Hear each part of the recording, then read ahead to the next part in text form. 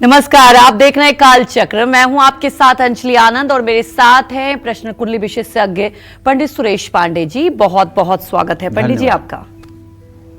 आज का दिन साधारण नहीं, आज का दान सामान्य नहीं, आज की पूजा व्यर्थ नहीं, क्योंकि आज है महापुण्यदायी निर्जला एकादशी। तो हमारे शास्त्रों में सभी एकादशियों को महत्वपूर्ण माना गया, लेकिन निर्जला एकादशी का हमारे शास्त्र और समाज दोनों में विशेष महत्व है। ऐसे में आज काल चक्र में प्रश्न कुंडली विशेषज्ञ पंडित सुरेश पांडे जी आपको निर्जला एकादशी के महत्व के साथ साथ 10 नियम और 10 उपाय भी बताएंगे, जिनको अमल करके आप निर्जला एकादशी का महापुण्य पा सकेंगे। साथ ही पंडित जी 12 राशि वालों के लिए निर्जला एकादशी से जुड़े कुछ खास उपाय भी बताएंगे। तो ध्यान से देखिए निर्जला एकादशी के शुभ मौके पर आज का हमारा ये स्पेशल सेगमेंट। तो चलिए महत्वपूर्ण चर्चा की शुरुआत कर लेते हैं और पंडित जी से ही जानेंगे हमारे शास्त्रों में निर्जला एकादशी का आखिर महत्व क्या है, क्यों इसको सभी एकादशियों में सबसे ज्यादा पुण्यदायी और फलदायी माना गया है, ये जानते हैं। पंडित जी, मैं चाहूंगी कि सबसे पहले हमारे दर्शकों को आप ये बताएं कि निर्जला एकादशी का इतना महत्व क्यों है और क्या होता है ये। देखो, एकादशी तिथि चंद्रमास की 11वीं तिथि होती है। हमारे शरीर का लगभग 80% हिस्सा पानी से बना हुआ है। चंद्रमा का गुरुत्वाकर्षण शरीर के पानी पर प्रभाव डालता है। एकादशी के दिन चंद्रमा की स्थिति से शरीर के तरल पदार्थों में सूक्ष्म हलचल होती है। चंद्रमा का शरीर के तरल पदार्थों पर प्रभाव अलग अलग तिथियों पर अलग अलग प्रकार से होता है। एकादशी तिथि यानी एकादशी पर चंद्रमा का प्रभाव सबसे अधिक होता है।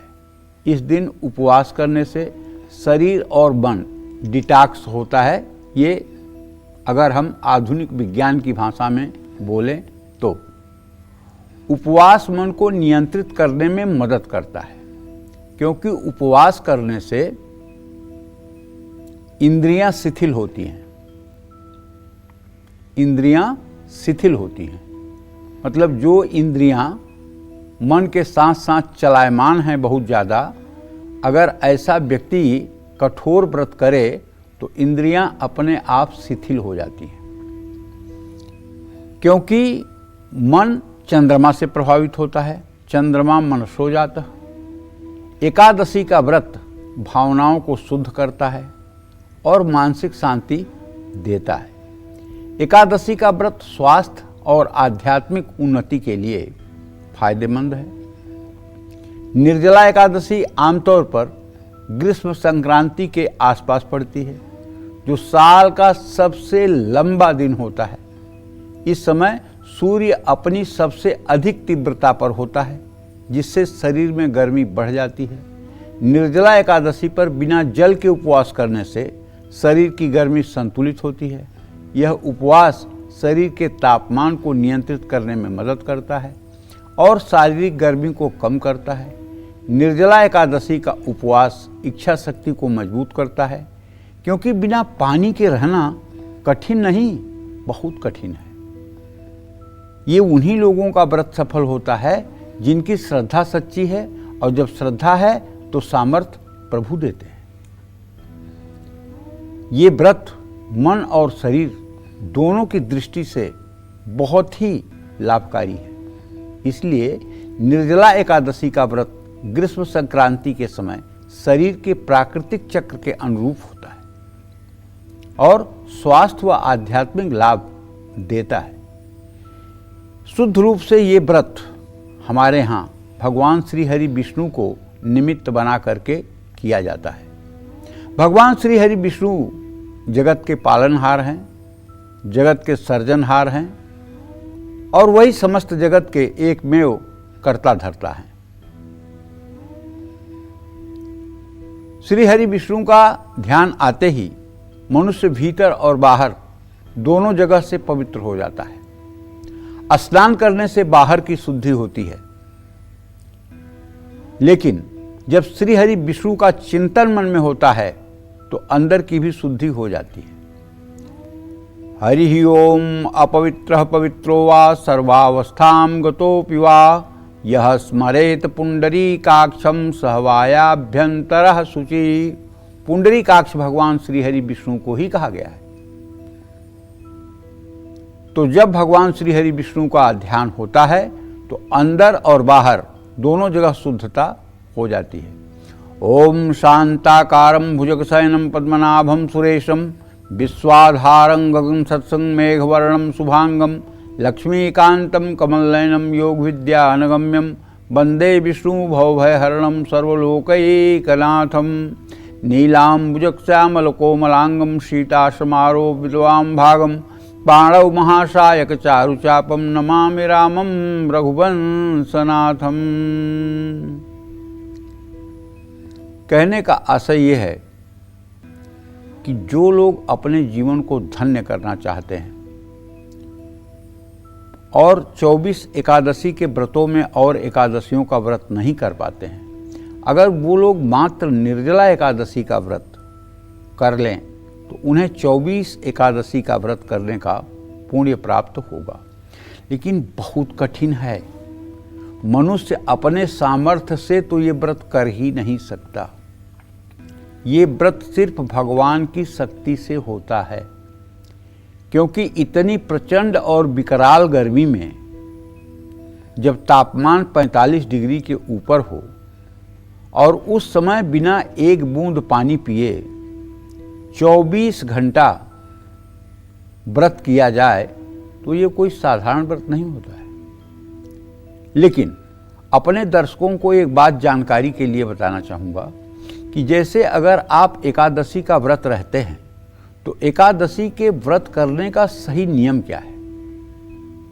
सही नियम यह है कि जैसे कल रात में लगभग 10 बजे से एकादशी शुरू हुई है, तो जो लोग आज की एकादशी करना चाहते हैं उन्हें कल दोपहर में ही भोजन करना चाहिए और कल शाम को भी भोजन नहीं करना चाहिए था और आज व्रत करना चाहिए।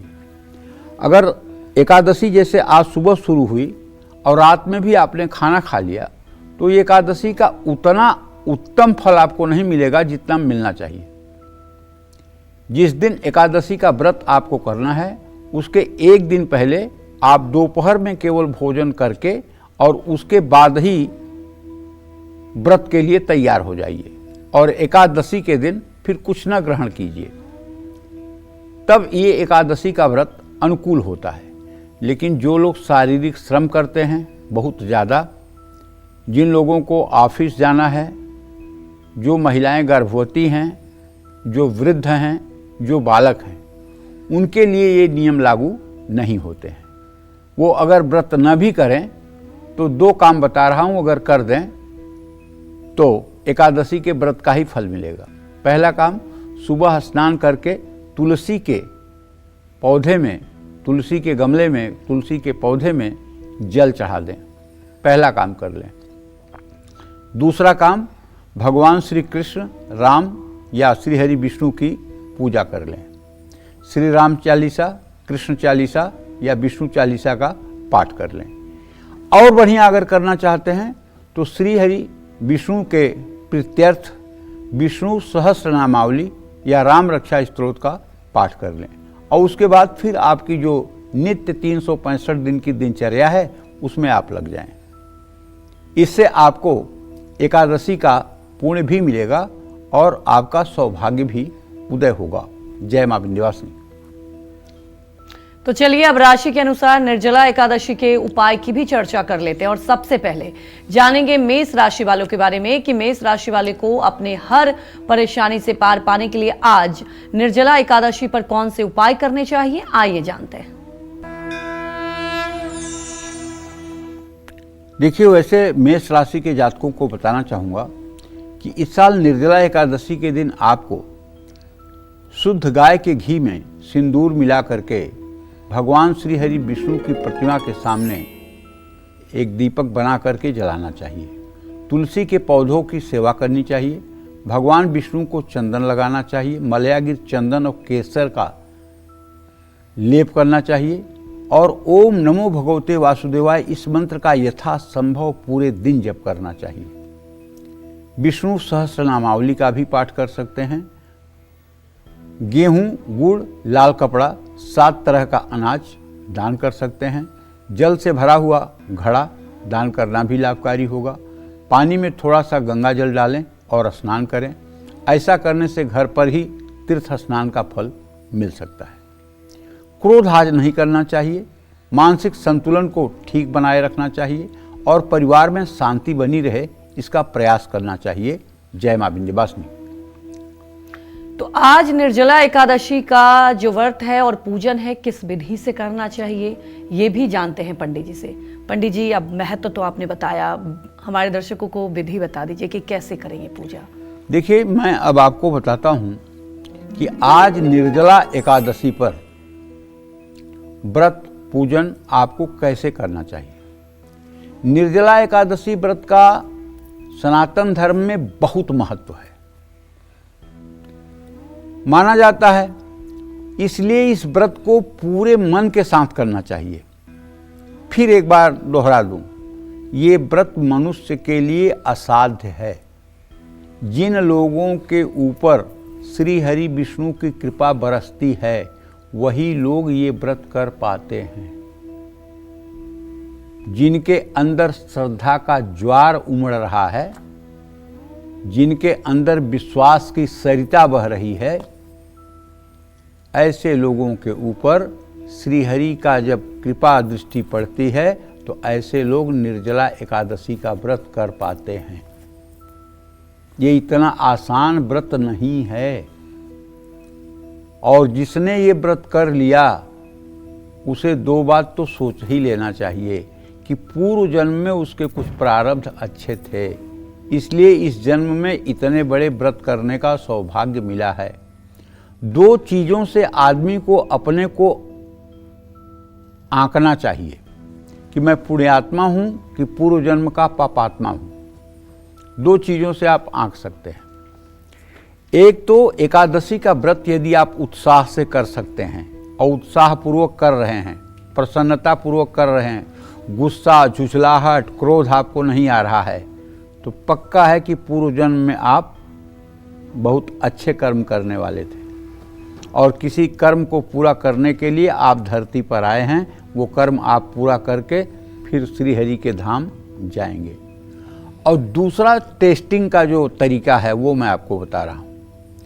2 घंटे तक एक जगह बैठ करके आप सीताराम सीताराम बोलिए, राधे श्याम बोलिए, कृष्ण कृष्ण बोलिए, राधा राधा बोलिए या श्री हरि श्री हरि बोलिए। अगर 2 घंटे तक आप बोल लेते हैं तब भी मैं दावे के साथ कहता हूं कि अगर घड़ी के टाइम से 120 मिनट आप लगातार बोल लेते हैं तो आप निश्चित पूर्व जन्म के पुण्यात्मा हैं।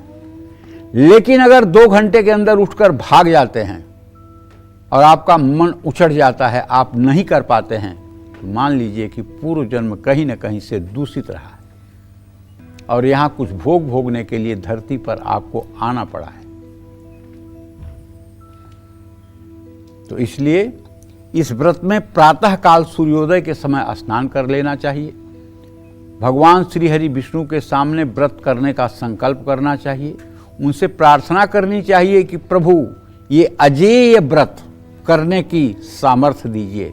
मैं तो मिट्टी का एक पुतला हूँ, मेरा अस्तित्व ही कुछ नहीं है, आपके अस्तित्व से ही मेरा अस्तित्व है। इसलिए हे प्रभु, इस व्रत को पूर्ण करने में आप सहायक बने। इस व्रत को करने के लिए आप हमें सामर्थ्य दें। इस तरह से जब साष्टांग प्रणाम करके और आप अपने आप को शरणागत करेंगे तो निश्चित है मूक होई वाचाल पंगु लहई गिरिवर गहन, आप निर्जला एकादशी का व्रत हंसते हुए कर पाएंगे।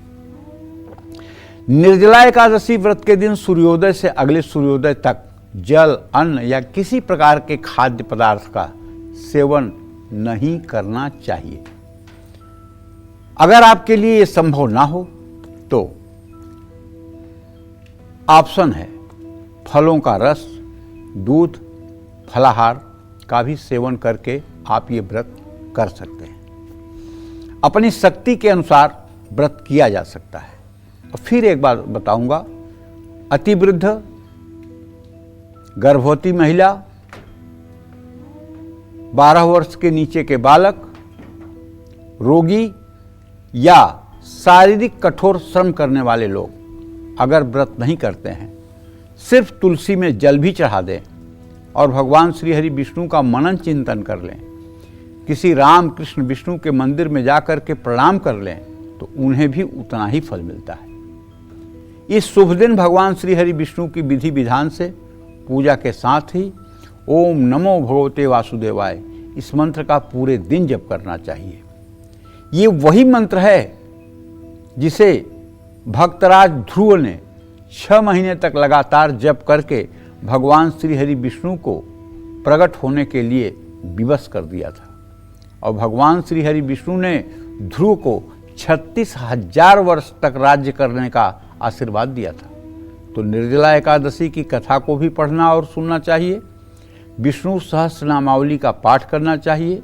भगवान श्री हरि विष्णु को पीला रंग बहुत प्रिय है, ऐसे में उन्हें पीले फल, पीले फूल, पीले पकवान का भोग लगाना चाहिए। भगवान श्री हरि विष्णु की पूजा करते समय उन्हें लाल फूलों की माला भी आप चढ़ा सकते हैं। धूप, दीप, नैवेद्य, फल अर्पित करके उनकी आरती करनी चाहिए। तुलसी के पौधे और पीपल के पेड़ की पूजा करनी चाहिए, उन्हें जल चढ़ाना चाहिए, परिक्रमा करनी चाहिए और शाम को दीपक जलाना चाहिए। निर्जला एकादशी का व्रत ना भी कर पाएं तो इस दिन अपनी सामर्थ्य के अनुसार दान जरूर करें, घर में शांति का वातावरण रखें, माता पिता का आशीर्वाद लें और जीवन साथी का सम्मान करें।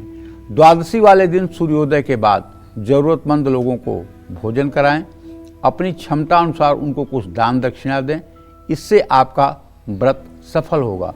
जय मां विंध्यवासिनी। तो चलिए अब जान लेते हैं वृषभ राशि वालों के बारे में कि निर्जला एकादशी का महापुण्य पाने के लिए आज उन्हें कौन से उपाय करने चाहिए। आइए जानते हैं।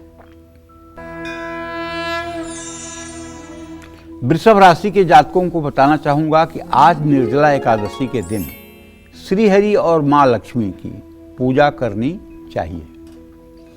अपने घर में ऐसा चित्र लगाना चाहिए जिसमें भगवान श्री हरि विष्णु क्षीर सागर में शयन कर रहे हैं, उनके पैर के पास मां महालक्ष्मी बैठी हैं, महालक्ष्मी का हाथ उनके चरणों पर है और शेषनाग सर पर हैं। ये चित्र अगर आपके घर में हो तो इस चित्र की पूजा अगर वृषभ राशि के जातक करें और यही चित्र का ध्यान अपने मन में करें तो मैं दावे के साथ कहता हूं जीवन बम बम हो जाएगा। और यदि महालक्ष्मी की कृपा आप चाहते हैं तो ओम श्रीम ह्रीम क्लीम महालक्ष्मी नमः, ये महालक्ष्मी का मंत्र या श्री सूक्तम या लक्ष्मी सूक्त का आज दिन में 108 बार पाठ करना चाहिए। इससे चाहे जैसी दरिद्रता हो दूर हो जाएगी, चाहे जैसा अभाव हो दूर हो जाएगा। अगर पैसे के लिए मोहताज हैं और आज भगवान श्री हरि विष्णु का ध्यान करते हुए और माँ लक्ष्मी की पूजा करते हुए अगर आप 108 बार श्री सूक्तम का पाठ कर लेंगे तो एक दिन के इस पाठ से महालक्ष्मी की कृपा कटाक्ष आपके ऊपर हो जाएगी और आपका जीवन आसानी से आगे बढ़ेगा। भगवान श्री कृष्ण की यदि आपने लड्डू गोपाल की मूर्ति अपने घर में रख रखी है, भगवान श्री कृष्ण का अगर आप सेवा करते हैं तो नित्य की भांति आज भी माखन मिश्री का भोग लगाना मत भूलिएगा। सुगंधित इत्र, सफ़ेद वस्त्र, शक्कर किसी नेत्रहीन व्यक्ति को आज आप दान कर सकते हैं। किसी मंदिर में सिर्फ शक्कर का दान भी किया जा सकता है। तांबे के लोटे से सूर्य को जल चढ़ाएं। तुलसी के पौधों की पूजा जरूर करें। सावधानी ये कि दान और सेवा का दिखावा न करें, बहुत ज़्यादा बात न करें और शांत रहने की कोशिश करें। जय मां विंध्यवासिनी। तो निर्जला एकादशी पर दान का विशेष महत्व माना गया है और इस दिन दिया गया दान बहुत ही महादान कहलाता है। तो चलिए ऐसे में पंडित जी से जानेंगे कि हमें आज के दिन किन चीज़ों का दान करना चाहिए। पंडित जी बताएं। देखो, वैसे तो एकादशी के दिन, निर्जला एकादशी के दिन अन्न, वस्त्र, गौ, जल, शक्कर, सैया, सुंदर आसन, पंखी, छाता दान करना चाहिए। जरूरतमंद को खाना, वस्त्र, फल दान करने से भगवान विष्णु की दया दृष्टि बनी रहेगी। नमक का दान करने से बुरा समय दूर हो जाता है। घर में भोजन की कमी कभी नहीं रहती। निर्जला एकादशी पर तिल का दान करने से शक्ति मिलती है। आप किसी लंबी बीमारी से जूझ रहे हैं तो इससे भी आपको फायदा मिलेगा। वहीं मृत्यु का भय भी दूर हो जाता है। पुराने कपड़े का दान करने से भी आपको लंबी आयु मिलती है, लेकिन हो सके तो नया वस्त्र दान करें। इसके साथ ही आपको रोगों से भी मुक्ति मिलेगी। अनाज का दान करने से आपके घर में कभी भी अन्न की कमी नहीं होगी। इस दिन विशेष रूप से जल का दान करना सबसे श्रेष्ठ माना गया है। मीठे जल का वितरण करना सर्वाधिक पुण्यकारी है। सार्वजनिक स्थल पर मटकी दान करें, प्यासों को पानी पिलाएं, संभव हो सके तो किसी गौशाला में धन का दान करें। इससे जुड़ी एक कथा है भक्तमाल की, मैं आपको बताना चाहूँगा। नामदेव जी नाम के एक महाराष्ट्र में बहुत बड़े संत हुए। वो एकादशी का व्रत कर रहे थे। उसी दिन एक ब्राह्मण आया।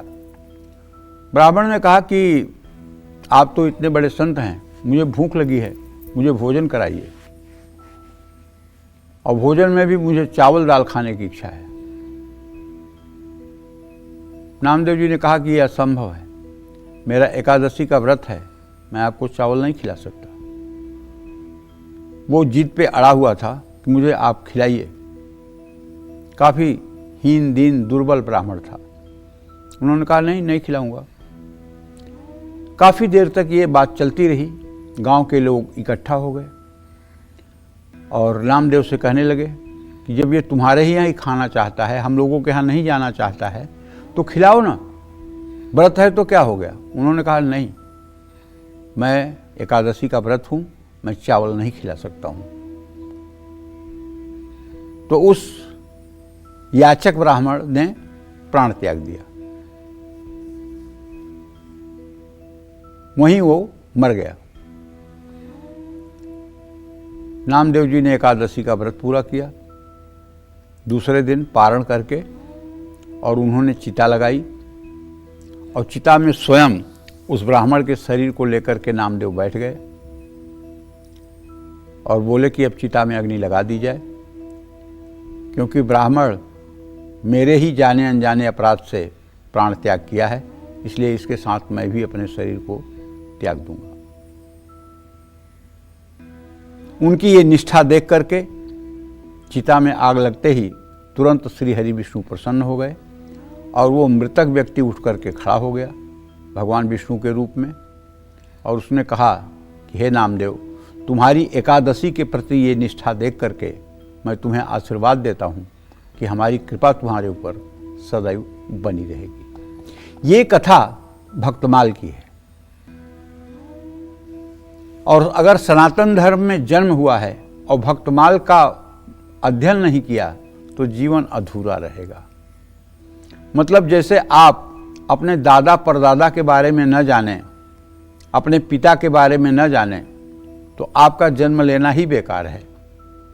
नीच कुल का गौरव अगर आपको पता नहीं है तो आपका जीवन ही बेकार है।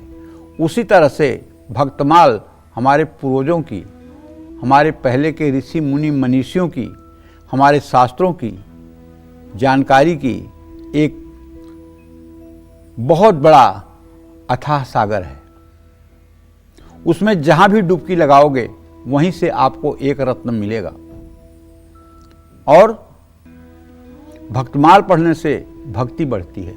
भक्तमाल पढ़ने से ईश्वर के प्रति अटूट आस्था बढ़ती है। भक्तमाल पढ़ने से शरीर को नई दिशा और दशा मिलती है, मन में निर्मलता आती है।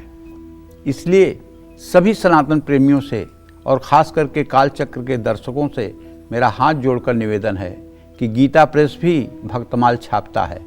भक्तमाल प्रियादास जी की टीका जो है उसको आप लोग अपने घर पर मंगा कर रखिए। अगर आप नहीं पढ़ सकते हैं तब भी मंगा के रखिए, क्योंकि कभी न कभी आपके कुल में कोई पैदा होगा जो उस किताब तक हाथ पहुंचाएगा, और जब उसका हाथ उस किताब तक पहुंचेगा तो उसका लाभ मिलेगा। जय मां विंध्यवासिनी। तो निर्जला एकादशी का महाफल पाने के लिए आज मिथुन राशि वालों को कौन से उपाय करने चाहिए, आइए जानते हैं।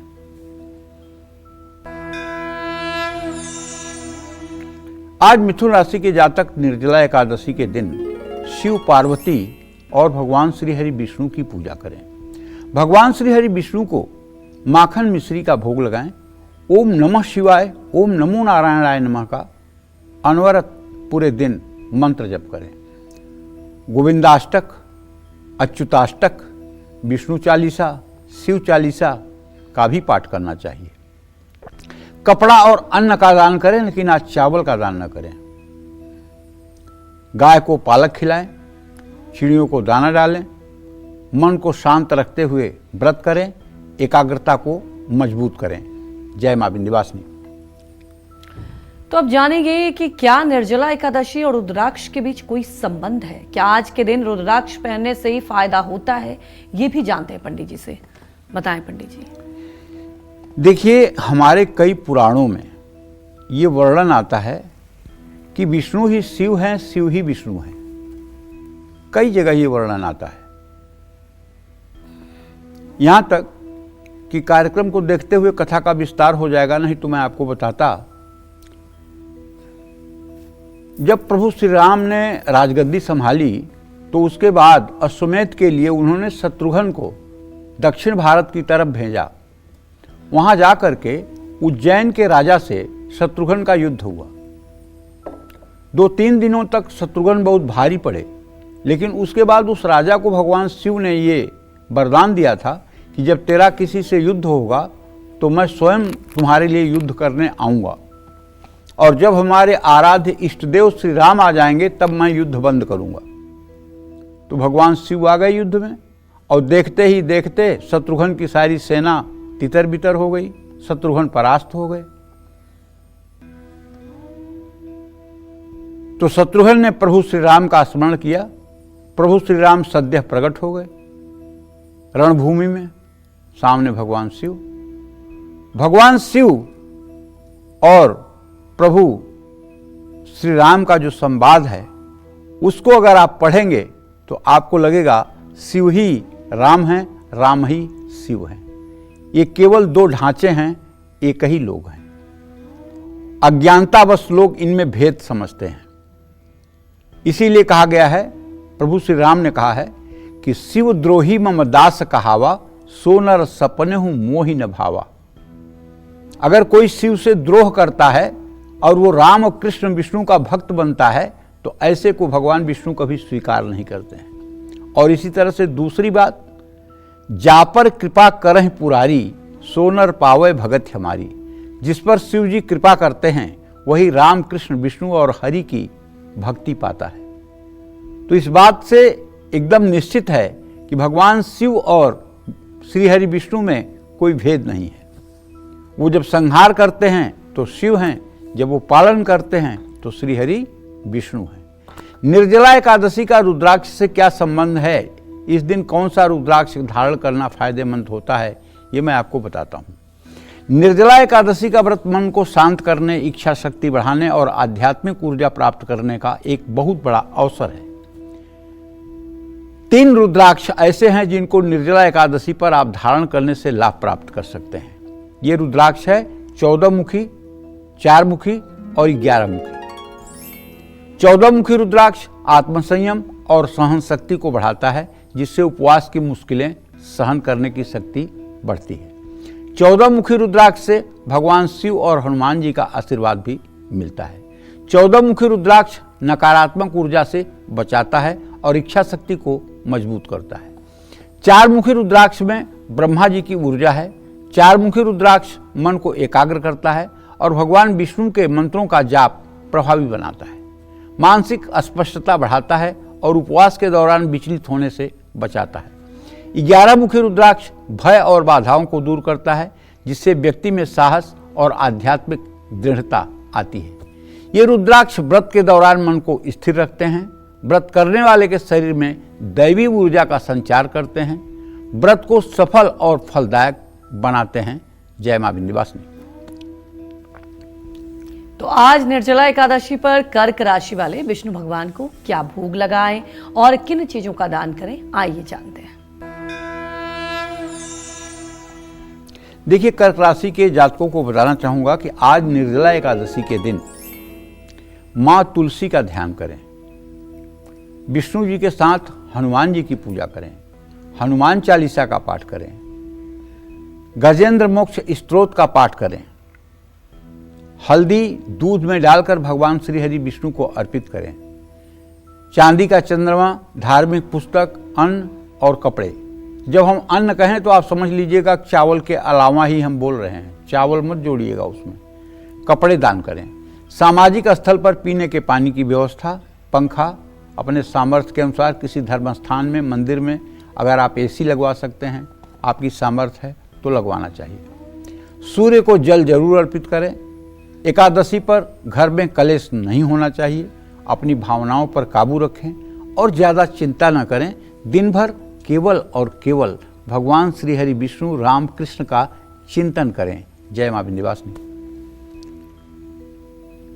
तो आज निर्जला एकादशी पर सिंह राशि वाले विष्णु भगवान को क्या भोग लगाएं और किन चीजों का दान करें, आइए जानते हैं। सिंह राशि के जातक आज निर्जला एकादशी के दिन सूर्य को अर्घ्य दें और भगवान श्री हरि विष्णु की पूजा करें। आदित्य हृदय स्तोत्र का पाठ करें। भगवान विष्णु को गुड़ और दही का भोग लगाएं। तांबे का बर्तन, गेहूं, गुड़ का दान करें। किसी धर्म स्थान में पंखा या एसी लगवाएं। जीवन में सुख समृद्धि बढ़ेगी। और आज दान का अहंकार मन में न होने पावे, दिखावा न करें, इससे आपका जीवन सफल होगा। जय मां विंध्यवासिनी। और आज काल चक्र में पंडित सुरेश पांडे जी निर्जला एकादशी के 10 नियम और 10 उपाय बता रहे हैं। अब अपनी चर्चा को आगे बढ़ाते हुए निर्जला एकादशी व्रत के महत्व के बारे में जानते हैं। क्यों निर्जला एकादशी बाकी एकादशियों से श्रेष्ठ मानी जाती है, आइए जानते हैं। बताएं पंडित जी। देखिए, महर्षि वेदव्यास ने बताया, भीम को बताया था कि एकादशी का ये उपवास निर्जला रहकर करना होता है। ऐसे में निर्जला एकादशी का व्रत करना बहुत कठिन होता है। इस व्रत में पानी पीने की भी मनाही होती है। ये व्रत हमें जल संरक्षण का संदेश देता है। निर्जला एकादशी का व्रत करने से बाकी 23 एकादशियों पर अन्न खाने का दोष दूर हो जाता है। ऐसा माना जाता है कि अगर कोई पूरे साल की 23 एकादशी में से एक का भी व्रत रख नहीं पाता है और वो अगर निर्जला एकादशी का व्रत रख ले तो उसे सभी एकादशियों का फल और पुण्य फल मिल जाता है। साथ ही मनुष्य के परिवार पर भगवान श्री हरि विष्णु की कृपा हर समय बरसती रहती है। जो लोग एकादशी का व्रत नहीं कर पा रहे हैं उन्हें भी इस दिन भगवान विष्णु का पूजन अवश्य करना चाहिए। इस व्रत को करने से व्यक्ति को सभी तरह के कष्टों से मुक्ति मिलती है। व्रत करने वाले सभी व्यक्ति के पाप धुल जाते हैं। एकादशी के उपवास को द्वादशी के दिन सूर्योदय के समय ही खोला जाता है। ये बात भी ध्यान रखने योग्य है। जय मां विंध्यवासिनी। तो आज निर्जला एकादशी पर महापुण्य पाने के लिए कन्या राशि वाले कैसे करें भगवान विष्णु की पूजा और क्या करें दान, आइए जानते हैं। कन्या राशि के जातक आज निर्जला एकादशी के दिन भगवान श्री हरि विष्णु और ब्रह्मा जी की पूजा करें। भगवान विष्णु को तुलसी के पत्ते की माला अर्पित करें। ब्रह्मसूत्र या ब्रह्म स्तुति पढ़ें। विष्णु सहस्रनामावली का पाठ करना भी आपके लिए अति हितकारी होगा। कपड़ा, अन्न, चांदी का दान करें। गाय को हरा चारा खिलाएं। अनाथालय या धर्म स्थान में भोजन की व्यवस्था करें। किसी मंदिर में सफाई करें या झाड़ू दान करें। मन अशांत है तो किसी सत्संग या कथा में भाग लें। व्रत रखा है तो बहुत ज़्यादा चिंतन मनन ना करें, केवल चिंतन मनन भगवान के लिए करें। भगवान की लीलाओं का करें। जैसे अगर आपने कभी सत्संग सुना है या आपने कभी श्रीमद् भागवत महापुराण पढ़ा है या आपने लोगों के मुंह से सुना है या आपने कोई सीरियल देखा है, तो आज आपको क्या करना चाहिए? पूजा करने के बाद बैठ जाइए, ध्यान करिए कि एक सुंदर सी अयोध्या नगरी है। वहाँ के राजा दशरथ हैं, उनकी 3 रानियाँ हैं। वहाँ तीनों रानियों के 4 पुत्र पैदा होते हैं। अब चारों पुत्रों की कल्पना करिए, छोटे छोटे राजकुमार हैं, कैसे वो राजा दशरथ के आंगन में खेल रहे हैं, कैसे उनका जनेऊ संस्कार होता है, कैसे वो पढ़ने गुरुकुल जाते हैं, कैसे उन्हें विश्वामित्र ले जाकर अपने साथ ताड़ुका सुबाहु का वध करवाते हैं, कैसे वो अहिल्या का उद्धार करते हैं, कैसे वो जनकपुर में प्रवेश करते हैं, कैसे वहाँ धनुष यज्ञ में भाग लेते हैं, कैसे वहाँ सीता के स्वयंवर में वो उपस्थित होते हैं, कैसे वहाँ पर सिया जी को वो वर्ण करते हैं, परशुराम संवाद होता है, फिर वहाँ से कैसे वो अयोध्या वापस आते हैं, अयोध्या आप वापस आकर कैसी खुशियाँ होती हैं। उसके बाद कैकेयी माता की इच्छा से उनका वनगमन होता है, वन में आकर के वो केवट से कैसे मिलते हैं, केवट कैसे उन्हें पार उतारता है, भारद्वाज ऋषि के आश्रम में जाते हैं, वहाँ मिलते हैं,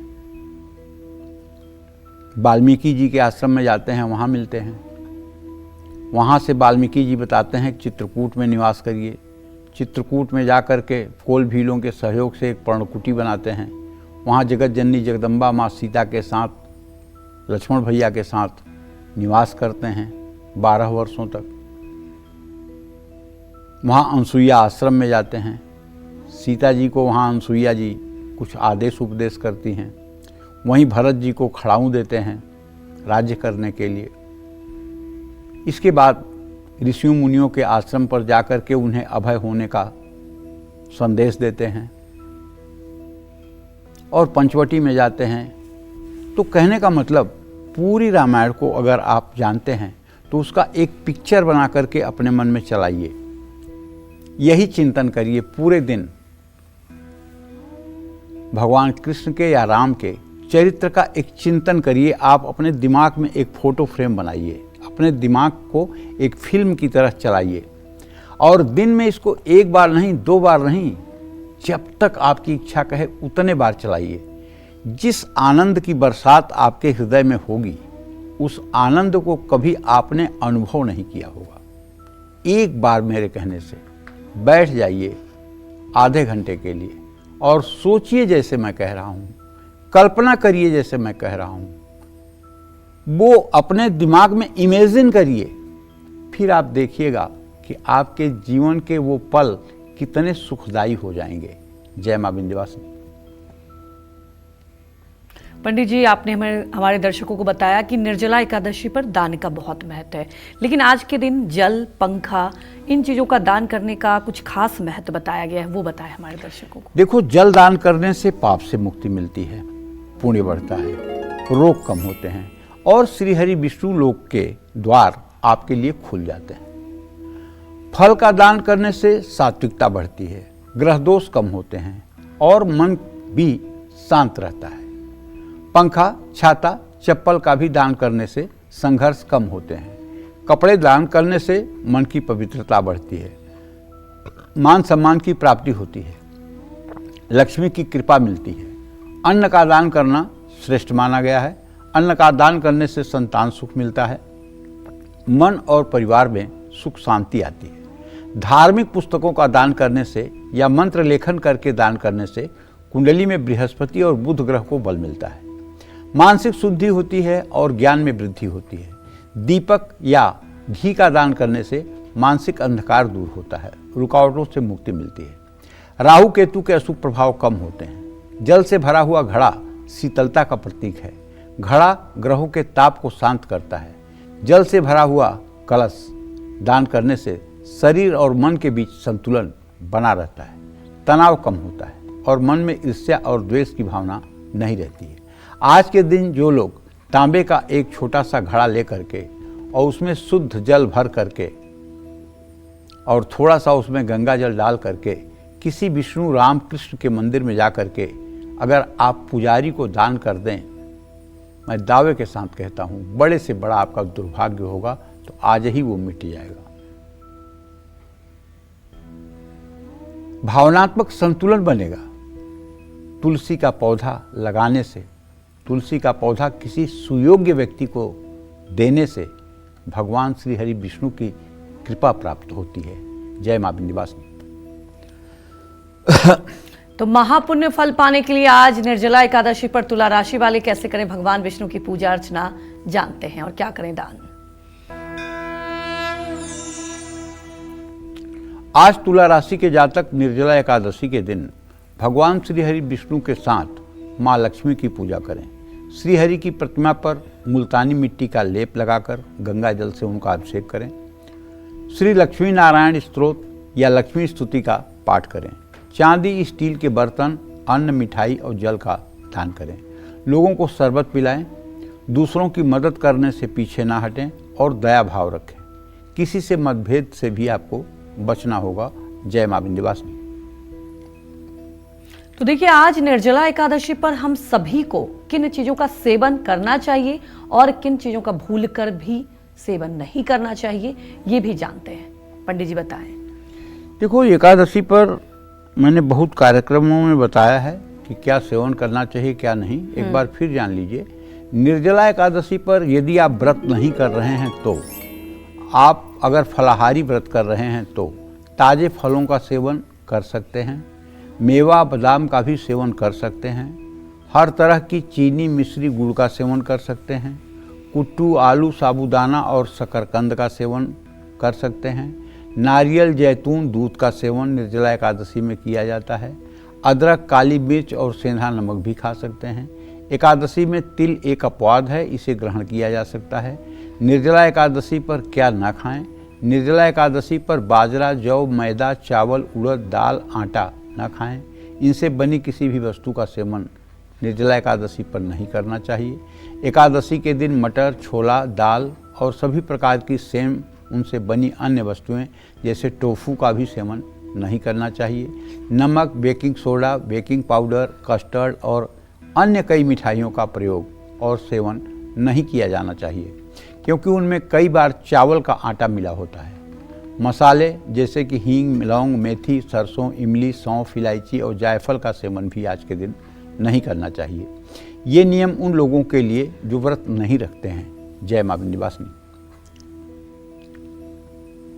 तो चलिए अब बात कर लेते हैं वृश्चिक राशि के बारे में और जानेंगे कि महापुण्य फल पाने के लिए आज उन्हें निर्जला एकादशी पर क्या कुछ करना चाहिए। वृश्चिक राशि के जातक आज निर्जला एकादशी के दिन दही में मिश्री मिला करके भगवान विष्णु को भोग लगाएं। गेहूं या गुड़ दान करें। किसी मंदिर में जल और दूध का दान करें। शिवतांडव स्तोत्र पढ़ें और भगवान शिव की पूजा करें। नरसिंह कवच या नारायण कवच का पाठ करें। क्रोध, भय और नकारात्मक विचारों से बचने की कोशिश करें। जय मां विंध्यवासिनी। देखिए, अगर किसी को भी पैसों की किल्लत हो रही है या पितृदोष ने सुख चैन भी छीन लिया है, तो आज निर्जला एकादशी पर कैसे करें भगवान विष्णु की पूजा आराधना, ये भी पंडित जी से जानते हैं। पंडित जी, ये भी दर्शकों को बताएं कि क्या वो खास उपाय करें आज। देखिए, धन प्राप्ति के लिए आज निर्जला एकादशी पर लक्ष्मी नारायण की उपासना करनी चाहिए। विष्णु सहस्र नामावली का पाठ करना चाहिए। विष्णु पूजा में चावल का प्रयोग बिल्कुल नहीं करना चाहिए। विष्णु पूजा के बाद अपने माथे पर केसर का तिलक लगाना चाहिए। पितृदोष से मुक्ति पाने के लिए तुलसी की माला से ओम नमो भगवते वासुदेवाय इस मंत्र का यथासंभव जप करना चाहिए। भगवान विष्णु को मालपुआ का भोग लगाना चाहिए। जल से भरा हुआ कलश कांसे की कटोरी में घी भरकर दान करें। पीपल के पेड़ पर जनेऊ चढ़ाकर जल चढ़ाएं। पीपल और बरगद का पेड़ लगाएं। भगवत गीता का यथासंभव पाठ करें। अपने घर में गरुड़ पुराण, विष्णु पुराण का पाठ करें। लेकिन अगर आप पितृदोष से प्रभावित हैं तो मैं दावे के साथ कहता हूँ, आज एकादशी का व्रत यदि आप कर रहे हैं तो आप ओम नमो भगवते वासुदेवाय इस मंत्र का 12,000 मंत्र जप कर लीजिए। 12,000 मंत्र माने 120 माला दिन भर में आप जप कर लीजिए और भगवान श्री हरि विष्णु का अष्टयाम में पूजा करिए। मतलब 24 घंटे में 8 प्रहर होते हैं, 3-3 घंटे का। हर 3 घंटे में उनको विधिवत आप पूजा करिए, भोग लगाइए, पूजा करिए, भोग लगाइए। चाहे राम की मूर्ति है, चाहे कृष्ण की, चाहे विष्णु की, अष्टयाम पूजा कर लीजिए। और आज 12,000 आप ओम नमो भगवते वासुदेवाय इस द्वादशाक्षर मंत्र का जप कर लीजिए। आज ही के दिन सारे पितर आपके मुक्त हो जाएंगे, आपके घर में उत्पात समाप्त हो जाएगा, घर से शुभ कार्य होने लगेंगे। और अच्छा अगर आप करना चाहते हैं तो आज के दिन से आप श्रीमद् भागवत महापुराण का स्वयं से पाठ करना शुरू कर दीजिए। अगर आपको संस्कृत नहीं भी पढ़ना आता है तो हिंदी में ही आज से पाठ करना शुरू करिए और एक संकल्प लीजिए मन में कि पूरे श्रीमद् भागवत महापुराण जी को मैं 30 दिन के अंदर समाप्त करूंगा। और 30 दिन अगर 2 घंटे 2.5 घंटे सुबह, 2 2.5 घंटे शाम को दीप जला करके विष्णु भगवान के चित्र के सामने, रामकृष्ण के चित्र के सामने और इसका पाठ करेंगे तो 1 महीने में ये पूरा भागवत आपका पूरा हो जाएगा। अंतिम दिन किसी ब्राह्मण को बुला करके ओम नमो भगवते वासुदेवाय इस मंत्र से हवन करवा करके ब्राह्मण को भोजन दक्षिणा दे करके पीला वस्त्र दान कर देना चाहिए, कुछ दक्षिणा दे देनी चाहिए। इससे भी आपके पितरों को मुक्ति मिलेगी, इसमें कोई संदेह नहीं है। जय मां विंध्यवासिनी। तो आज निर्जला एकादशी पर महापुण्य पाने के लिए धनु राशि वाले कैसे करें भगवान विष्णु की पूजा और क्या दान करें, आइए जानते हैं। धनु राशि के जातक आज निर्जला एकादशी के दिन भगवान श्री हरि विष्णु को चने की दाल का भोग लगाएं, हनुमान स्तुति करें, रामचरितमानस पढ़ें, भगवद गीता का 12वां अध्याय या विष्णु सहस्रनाम भी पढ़ सकते हैं। धार्मिक पुस्तक, कलम, अन्न, कपड़े, केसर वाला ठंडा दूध दान करें। जरूरतमंद लोगों को फलाहार दान करें। दूसरों को ज़्यादा उपदेश न दें, मन को शांत रखें और ध्यान करें। जय मां विंध्यवासिनी। तो देखिए, जिन लोगों की शादी में देरी हो रही है उन लोगों को आज के दिन कौन से खास उपाय करने चाहिए जिससे शादी का योग भी जल्दी बन जाएगा, ये बताएं पंडित जी। देखिए, जल्दी शादी के लिए विष्णु प्रतिमा को पीले रंग के कपड़े से श्रृंगार करना चाहिए। पश्चिम दिशा की ओर मुंह करके विष्णु जी को गोपी चंदन अर्पित करना चाहिए।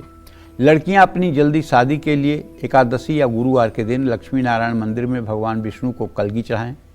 ओम लक्ष्मी नारायणाय नमः इस मंत्र का जप करें।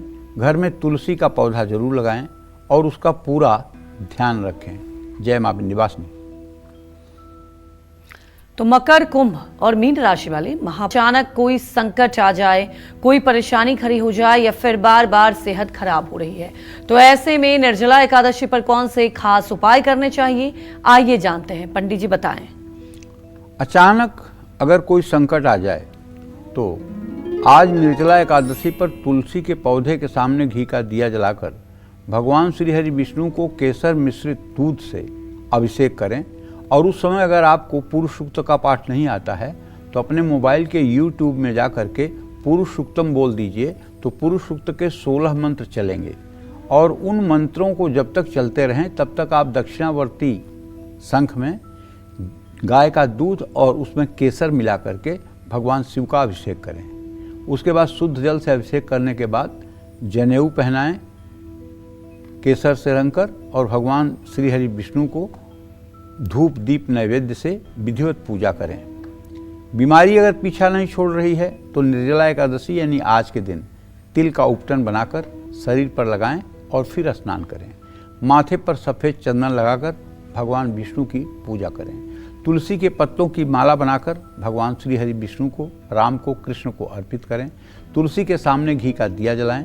ओम वासुदेवाय नमः इस मंत्र का यथासंभव जप करें। जय मां विंध्यवासिनी। तो हमारे एक दर्शक कंचन मिश्रा पटना से जुड़ चुके हैं, आप सवाल पूछ सकते हैं। पंडित जी प्रणाम। हाँ, खुश रहिए। पंडित जी, मेरे बच्चे का जन्मदिन है 25 जुलाई 2003 सूरतगढ़ राजस्थान 4:35 शाम को। सर, ये पूछना चाहते हैं कि ये मेरा बच्चा फिल्म जगत या राजनीति में भी जा सकता है क्या? ऐसा कोशिश कर रहा है। आपके पुत्र भाव का स्वामी शुक्र है जो उच्च के बृहस्पति और बुध के साथ है। बच्चे में टैलेंट बहुत है, इसमें कोई डाउट नहीं है। 10वें भाव में उच्च का बृहस्पति है। फिल्म जगत में तो मैं जाने के लिए नहीं कहूँगा, लेकिन राजनीति में अगर वो प्रयास करें तो कुछ दिनों के बाद बहुत बेहतर परिणाम आ सकते हैं। जय मां विंध्यवासिनी। तो आज निर्जला एकादशी पर मकर राशि वालों को भगवान विष्णु को किस चीज का भोग लगाना चाहिए और क्या दान करना चाहिए, आइए जानते हैं।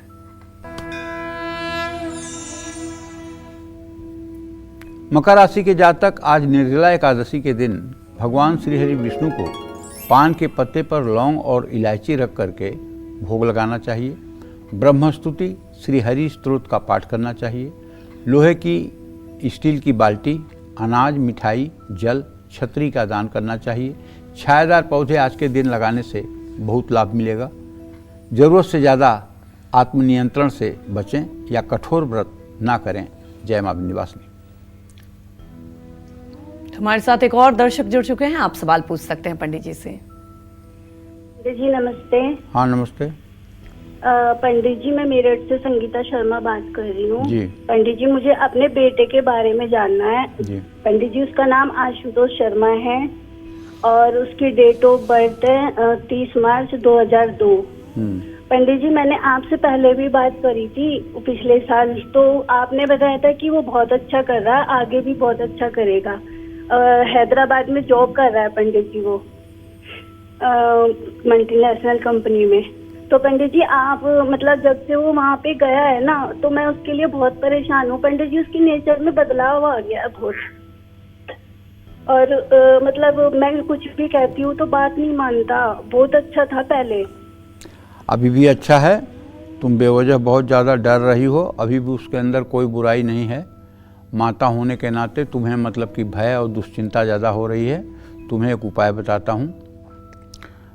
एक मंत्र है अयोध्या कांड का, रामचरितमानस का। जेहि विधि प्रभु प्रसन्न मन होई, करुणा सागर कीजे सोई। आज ही तुम ये उपाय करो। इस मंत्र को भगवान राम के चित्र के सामने बैठ करके घी का दिया जला करके, और इस मंत्र को ज़्यादा नहीं तो कम से कम 108 बार करो और बेटे के चिंतन करो और प्रभु श्री राम से प्रार्थना करो कि हे प्रभु, जिसमें आपको प्रसन्नता हो वो आप कीजिए और हमारे बच्चे के ऊपर अपनी दया दृष्टि बनाइए। ये उपाय अगर आप रोज़ करने लगेंगी तो आपको कभी बहस करने की ज़रूरत नहीं पड़ेगी और आपका बेटा हर समय आपके लिए आज्ञाकारी बना रहेगा। जय मां विंध्यवासिनी। तो अब बारी आती है कुंभ राशि वालों के लिए, और आज निर्जला एकादशी पर इन्हें कौन से खास उपाय करने चाहिए, आइए जानते हैं। आज निर्जला एकादशी पर कुंभ राशि वाले भगवान विष्णु को नारियल का प्रसाद चढ़ाएं, लक्ष्मी स्तोत्र और विष्णु चालीसा का पाठ करें, सत्यनारायण कथा घर में करवाएं, जरूरतमंद लोगों को अन्नदान करें, जल से भरा मटका, cooler, fridge, AC, water cooler या एम्बुलेंस वैन असहाय लोगों की मदद के लिए दें। वाद विवाद से बचें, व्रत का दिखावा ना करें। जय मां विंध्यवासिनी। तुम्हारी दर्शक सासाराम से जुड़ चुके हैं, आप सवाल पूछ सकते हैं। हेलो। हाँ बोलिए। पंडित जी खुश रहिए। जय मां विंध्यवासिनी, आपके चरणों में कोटि कोटि प्रणाम। पंडित जी आपकी बातों पर हमको बहुत भरोसा है। पंडित जी हम अपने पति को लेकर बहुत परेशान हैं। अपना नाम बताओ। नाम बताओ। मेरा नाम वंदना है जी। हम अपना पति को लेकर बहुत परेशान है पंडित जी। आपके पर हमको बहुत पूर्ण विश्वास है। पंडित जी मेरा पति का डेट ऑफ बर्थ है 13 जनवरी 1984। पंडित जी उनको कुछ दिनों से किडनी से समस्या हो गया है, पेट में किडनी से समस्या हो गया पंडित जी। ना वो शराब पीते हैं, कोई गंदा आदत नहीं है, कोई ना। हाँ बेटा, लेकिन ब्लड प्रेशर तो हो गया है उनको। ब्लड प्रेशर है जिसके कारण उनको किडनी की समस्या है। उनको ब्लड प्रेशर पर नियंत्रण रखना चाहिए क्योंकि तुम्हारे सप्तम भाव को मंगल देख रहा है। ब्लड प्रेशर की समस्या है जिसके कारण ये किडनी इफेक्ट हुई है, हाई ब्लड प्रेशर है। ब्लड प्रेशर का उपचार करवाना चाहिए और उपचार कराने के बाद सेहत ठीक हो जाएगी। घबराना मत, इनके जीवन को कोई खतरा नहीं है, लेकिन इलाज अगर करवाएंगे तो आराम मिल जाएगा। जय मां विंध्यवासिनी। अगर बार बार शादी का रिश्ता टूट जाता है, शादी में देरी हो रही है, तो आज निर्जला एकादशी के दिन कौन से उपाय करने चाहिए, आइए जानते हैं। पंडित जी बताएं। जिन लड़कियों की कुंडली में विषकन्या योग है, ऐसी लड़कियों को एकादशी के दिन गंगा में स्नान करना चाहिए, गंगा तट पर गौरी पूजन करना चाहिए। गंगा स्नान ना कर पाएँ तो गंगा जल पानी में मिलाकर स्नान करें। श्री रामचरित मानस के बालकांड में गौरी स्तुति का पाठ करें। वट सावित्री व्रत रखें, विष्णु सहस्रनाम का पाठ करें तो निश्चित रूप से कल्याण होगा। जय मां विंध्यवासिनी। तो आज के दिन महापुण्य पाने के लिए मीन राशि वालों को क्या कुछ करना चाहिए, क्या उपाय करने चाहिए, आइए जानते हैं। मीन राशि के जातक आज निर्जला एकादशी पर भगवान श्री हरि विष्णु को केसर और मलयागिर चंदन घिस करके माथे पर तिलक करना चाहिए। भगवान शिव की स्तुति करना चाहिए। शिव तांडव स्तोत्र का पाठ करना चाहिए। श्रीमद् भागवत महापुराण का एकादश स्कंध का पाठ हो सके तो जरूर करना चाहिए। धार्मिक पुस्तकें, छाता, अन्न, राहगीरों को मीठा जल की व्यवस्था करनी चाहिए। सार्वजनिक स्थान पर पीपल का पेड़ लगाना चाहिए। ज़्यादा आज सोचना नहीं चाहिए, बल्कि ये सोचना चाहिए कि अगर आज तक की ज़िंदगी भगवान की कृपा से यहाँ पहुँची है तो आगे की भी ज़िंदगी ठीक रहेगी। ऐसा भगवान के ऊपर विश्वास करके और शरणागति बना करके छोड़ देना चाहिए। ज़्यादा इमोशनल नहीं होना चाहिए। जय मां विंध्यवासिनी। पंडित जी, हमारे दर्शकों को इतनी महत्वपूर्ण जानकारी दी, आपका बहुत बहुत धन्यवाद।